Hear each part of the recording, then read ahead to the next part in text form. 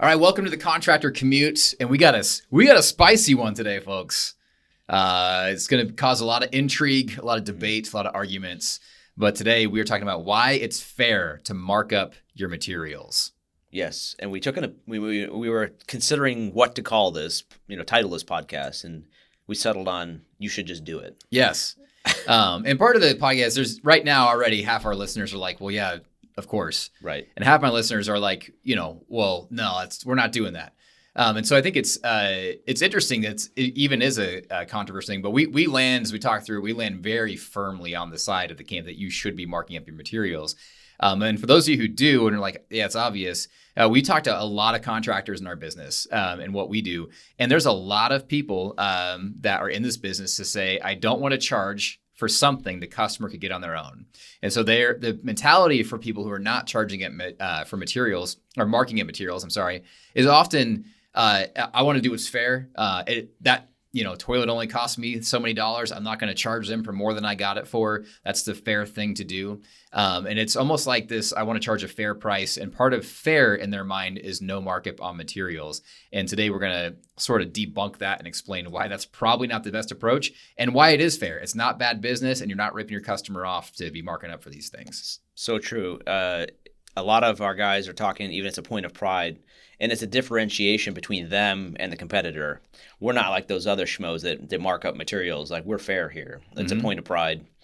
Well, I guess the bottom line really comes down to the fact that there are these indirect costs that marking up materials goes to cover. Yes. It's not as though we're just marking them up because we just think we can. Right. And we're not trying to hide this from the consumer either. Yeah. Well, it's not as though we're saying a 2x4 costs $5 when it costs $3. Right. Yeah.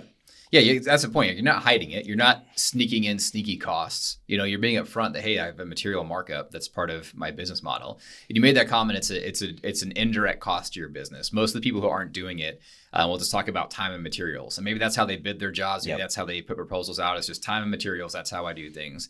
Here's my time. I charge this hourly rate, and my materials, here's what it costs me. And that in their mind equates to fair. Now, but if you look at the cost of your business, your time costs something. Of course, materials cost something. Those are direct costs to get the job done. But there's a three-legged stool that actually is the cost of your business, and two are direct. And then there's this whole bucket of indirect costs that you have to have covered in order for your business to stand. And we talk about the indirect costs. Let's talk about what some of those things are. If we get real practical, what are things that are indirect costs for a construction business? This is your insurance. This is the trucks, the tools. Even making mistakes. I think that's one of the things that we're not perfect as contractors, as business owners. Our people are going to make mistakes. We're going to make mistakes, and that's an inevitability as part of running a business. And if you don't factor in the fact things are going to take longer, some things aren't going to go perfectly, whether it's a mistake in the sense of we're at fault or it's just something we just sort through something. It's particularly remodeling. A lot of times things don't go the way we planned them to go. They took longer. We had to do it twice just because either requirements changed or we ran across something different than what we expected, or not everyone's going to work at optimal efficiency 100% of the time. Right. And sometimes we make that assumption of saying, well, in order for this to work, everything has to go perfectly. There's no margin when you don't have markup to cover these indirect costs. And so we could potentially put the mistakes in kind of a direct cost because it's a labor burden part of it, but nonetheless, the cost of doing business is all of the indirect cost, the overhead aspect of running a business. Yeah.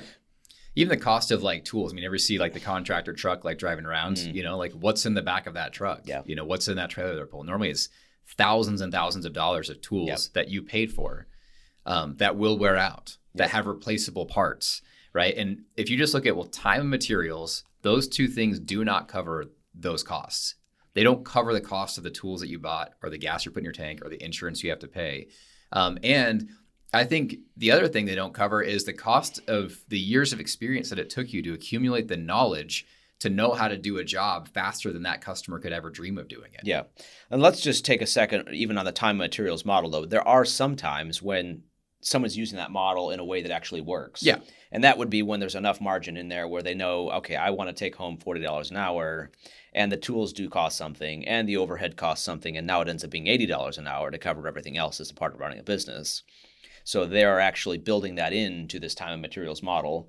But we're specifically addressing the materials aspect of it. Yep. Because you're providing a service as well as a part of materials. Correct. You go acquire materials. You have the expertise in knowing what to acquire, how many you need to, of whatever item you need to get, how you measure it even. And so when you're just saying, hey, I'm going to go do all that for free, essentially, is when there's no markup. Correct. Or you're saying, well, everything else is going to go ahead and cover that. I'm going to charge $80 an hour because part of my hourly wage is going to cover the cost of acquiring the materials. Yeah. So it's just putting things in the right bucket. So I think some people end up making this work and not marking up materials. But nonetheless, what happens is the customer thinks, well, they don't put a value. They don't see the value in you getting the materials for them. Right. Like, what am I paying for? Why don't I just go buy it myself? Exactly. And to the contractor who says, well, I'm not going to, charge them extra for what they could just go get themselves. Okay, let's follow that thought process where that leads. Okay, so yeah, do that. Have the customer go get their own materials. Yeah. Well, it sounds nice, right? Yeah. Because it's one less headache we'd have to deal with. But very few people will actually do that for multiple reasons. It's going to go wrong. So true. I mean, I've done this before in experimented with this when you had some cheap customer. Oh, I'm sorry. I had somebody that was on a budget. Yes. Yeah. And so I'll take care of that aspect of it. Just tell me what to get. Well, that's problem one. Yes. They're asking me for my expertise and telling them what to get, and then they come back with something else or the wrong quantity because they think, well, do we really need 210 square feet when the room is 200 square feet? It's like, no, you need that extra 10 square feet. It's essential to get the job done. Right. Room's not perfectly, that doesn't line up perfectly per box exactly how it needs to be. I mean, shortages, wrong materials, incompatible materials, all of these things come up even very frequently. Having the truck or trailer to even move the materials. You know what I mean? Like, hey, can we borrow your truck to go get the all of the those free things materials? Cost you something. Yeah, there's very few people who are like, yeah, I'm going to let my customer get the materials. And it's like, and the reason that you won't is why you mark up for materials. Yep. Is because you, like, as homeowner Drew, like, we've all been there where you go to Home Depot or Lowe's or wherever to go pick something up and you got the wrong thing. And I ended up making 3 or 4 trips back to Home Depot or Lowe's to get a project done where a skilled person who was good at the trade would have known what to get the first time and probably would have got it before they even showed up. That time and that expertise is something that cost you something to acquire. Like, and you then acquired it. 100%. And then the other thing I'm thinking about as you're saying that, Drew, is the element of which vendors to get what from. Right. I mean, if you've been if you're a plumber, you have suppliers that give you discounted rates because you buy all of your product from them. Right. And they're likely higher quality materials because they're specific to their trade. Same thing with heating and air conditioning contractors, probably has access to better deals than you do as a consumer. So, I mean, the consumer would. I mean, I'm sorry, I'm talking to the wrong audience here for a second. But I mean, there's that aspect of it the consumer needs to value as well, of saying we know how to get them delivered on time. They're not holding up progress.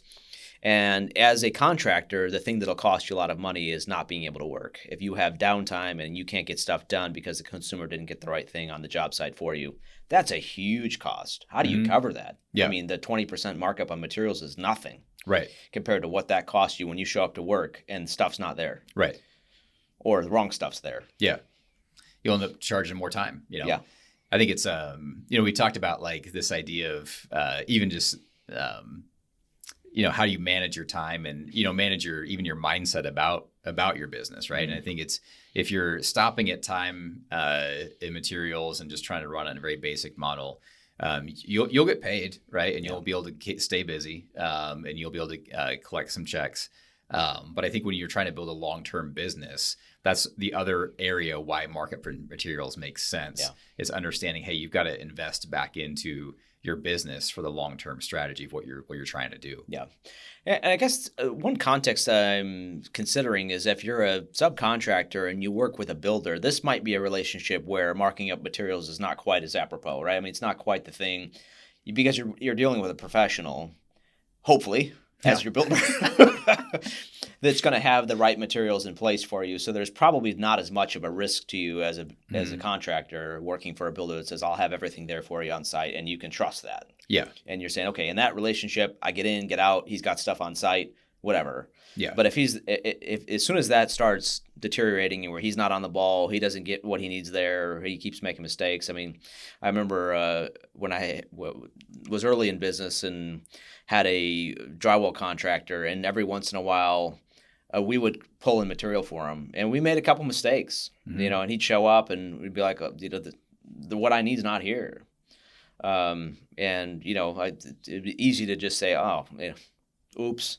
But he's suffering from that as a builder. We got to get that stuff sorted out because that's costing us because it's costing him. Right.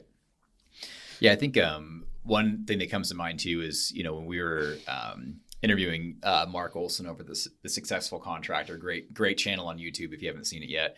He kind of breaks down this concept of, and we've heard it other places, but he has such a succinct way of saying it. He's like, there's a difference between building a business or owning a job. He's like, if you're going to build a business and you're optimizing systems, you're investing in better tools, you're finding a better, post digger, the things that you need to be more efficient and effective at your job, all those costs add up, but you're investing into the long term of what's going to help me do business better 3 or 4 years from now. Yeah. If you're not doing those things, then you're just owning a job and you'll stay busy. But your whole business really is just keeping yourself busy with an hourly rate that you're putting in there. And the second you stop working, you stop getting paid. Yeah. And 5 years from now, there's no hope of you ever not being the guy on the job, right? Yeah. The ideal of building a business is that, 5, 10, 15 years from now, it's making money for you and you don't have to physically be out there doing the work hour by hour to make it happen. It's an investment as opposed to something you are just having to keep up with constantly. It's going to work, the job. I mean, it's a great way of looking at it. Mm-hmm. If you're just owning a job, that means you just go to work 9 to 5, you get paid certain dollars per hour. Yep. You'll never get out of that. Right. In that model. Yeah. As opposed to if you're running your own business, you're investing in that business with the hopes down the road that business has a certain level. I mean, why are we in business for ourselves if you can't actually have any benefit from that? Right. You can have a lot less stress, a lot less worry, just working for somebody else if that's the effect of it, right? Right. Yeah, that's a good point. Yeah. So I think, the mentality that says, hey, I'm not going to mark up for those things, it's fair. It's like, okay, well, you just got to understand, like you're also choosing the path of saying, I'm never going to get off of the hamster wheel of being the one doing the work every day. Yeah, and what's fair is kind of ties in with this, right? I mean, so many times you say, well, okay, you got me. All right, we'll mark up materials. What is it, 5%, 10%, 15, 20, 25, 30? I mean, what can you mark up? And I think part of that is understanding what the costs of your business really are. What does the overhead look like? And that's a tough one to quantify sometimes. We've got some content on the blog and a couple of pieces on the website to try to give some background on calculating that out. But nonetheless, I think it's something that if we don't, I mean, really it's the markup is relational to the overhead or the cost of doing business. Mm-hmm. So if you figured out what that cost is and it ends up being, okay, I've got 20% to cover that cost, well, that's fair because that's what the cost is. Yeah. And when you make that, and sometimes there's more cost involved with labor. So there's higher labor markups than there is material markups. So if it's a 15% markup on your materials and it's a 50% markup on labor, that's fair because there's more involved with you staffing and hiring people and training people and doing all the things related to people paying taxes and filing all of the legal paperwork related to maintaining a team. That costs money, more money than acquiring materials. So I mean that keeping it fair to the consumer in that standpoint, I think makes sense. But and I think it is I think it's where the mentality shift of it is fair to charge a markup on your materials. Yep. And if you really take a step back and look at your business, it is fair. Yeah. And you're not. So you'll say, well, I don't want to rip my customer off. All these people just raising high prices is ripping customers off, and it's like, it's a rip off if you're not good at what you do. It's a ripoff if you're not doing quality work. It's a ripoff if you're trying to tack those prices on after you've got a signed contract. Like those things would be ripping a customer off. But I think putting a proposal out there that's fair to your business, that's aligned with your long-term goals of where you're trying to get as a business. Saying, hey, I gotta increase my markups in order to achieve this goal of growth, or hiring people on, or getting administrative staff, or getting new tools, or upgrading the tools I have to be efficient 2 years from now. Those things, if that's the goal of the business, then marking all the marketing materials up to get there is totally fair. And you're not retiring off of anybody. No. All of these things are very measured, and it's staged as well. When you talk about reinvesting in the business, you realize that this percentage is not about doing it all in one project. It's over the course of time you're reinvesting in the business because you have the margin to do that with. Yes. So there's a pendulum swing potentially from something like not charging anything to charging 40%. Yeah. Might not be the strategy, right? I mean, the customer's going to react to that. Your existing customers are going to say, whoa, what happened? It used to be free. Now it's 40%. And I think it's adjusting with your level of skill as you go too, right? So I mean, I think and your overhead too, right? Yeah. Your overhead goes up, cost of doing business goes up. You want to pay for marketing, okay? Well, now that's got to come somewhere. Those sorts of things. Yeah. Let's talk about the transition even from one employee to two. Yeah. I mean that happened for me. Yeah. It was me. And then I hired somebody, and things got complicated. Suddenly, it wasn't as efficient to get things done. Mm-hmm. However, there was more. There were other benefits from that. Now I had more ability to do other things besides having to do everything myself. But it wasn't as efficient. I wasn't like one guy who would just create the quote on some free time that never got billed, and all of these things that didn't really the customer never paid for. Yeah.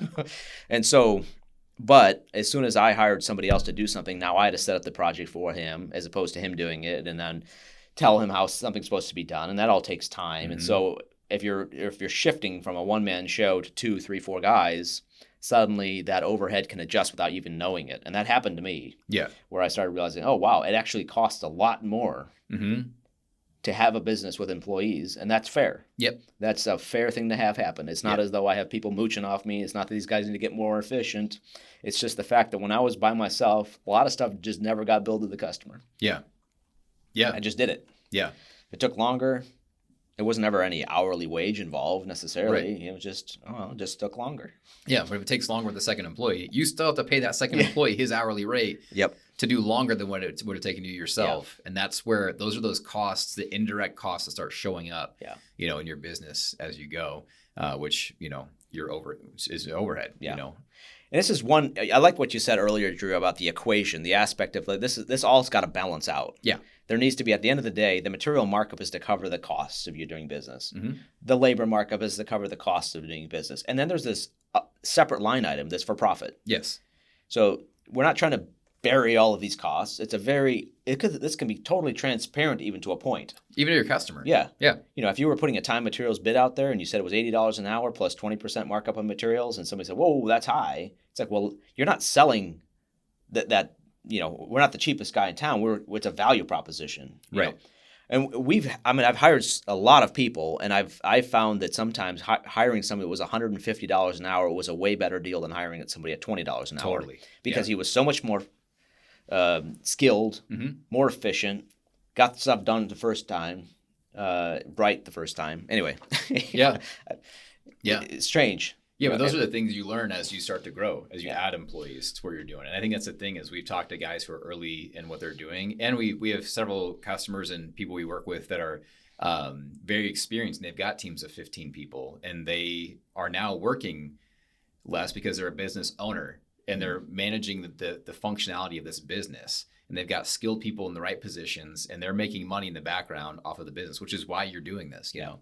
So you get different currencies in time in your life. There's money, but you also have time and energy. In business ownership, you're trying to not just make money, but also give yourself time and hopefully eventually save yourself energy.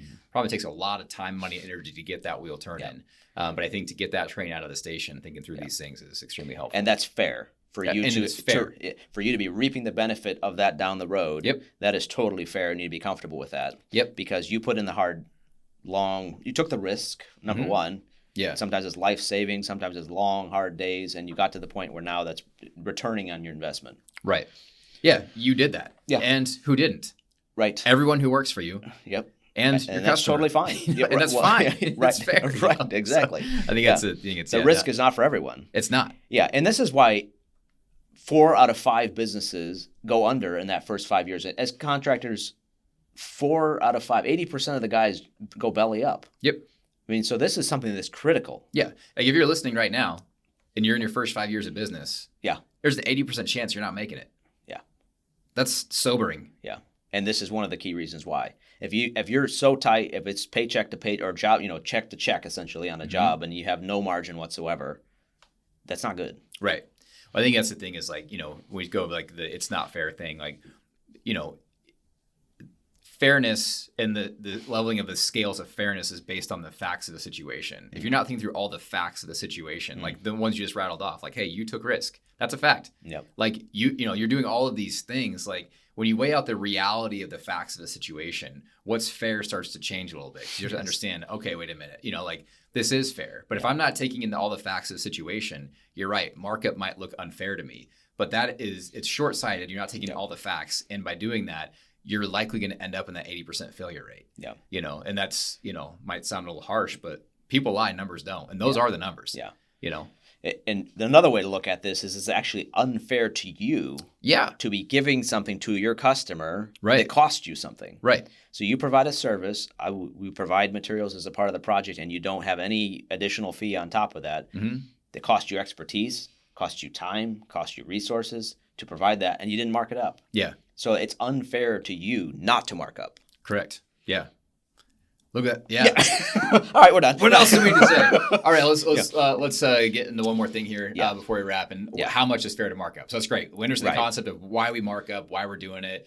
Level the playing field. Understand what we're looking at here, and then understand your real costs. You have direct costs of time, materials, but the indirect costs are the third leg of that stool that has to be in place for your business to stand.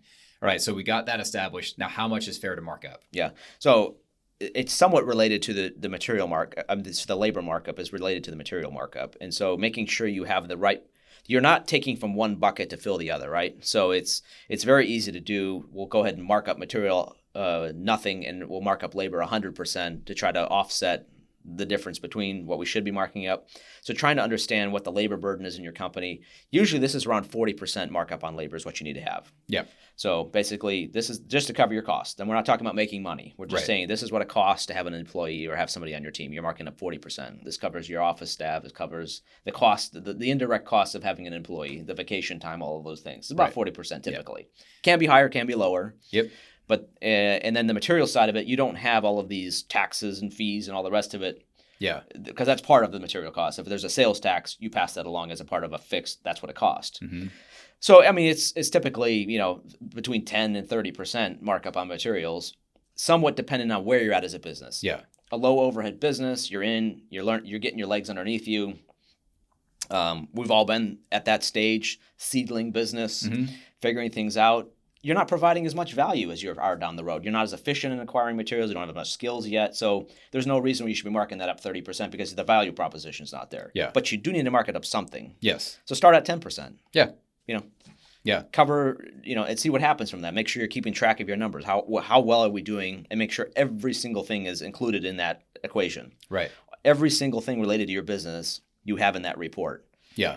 I've talked to so many guys, friends of mine, and say, "Are you making money?" Oh, yes. Mm-hmm. Where is it? Because you don't see it. And I've been that guy too. Yeah. Where I'm thinking I'm making money because it's just, look at the numbers on the job. Then you look at what it actually cost. Yeah. Like, oh, wait. Yeah. I'm way off. Right. Yeah. I think that's kind of what we're trying to do at ConGenius is give contractors simple tools to be able to track these things, starting with sales and estimating and, what do you charge to do work to begin with? Yeah. That's step one of running a healthy business, is making sure that your front door of your business is sound.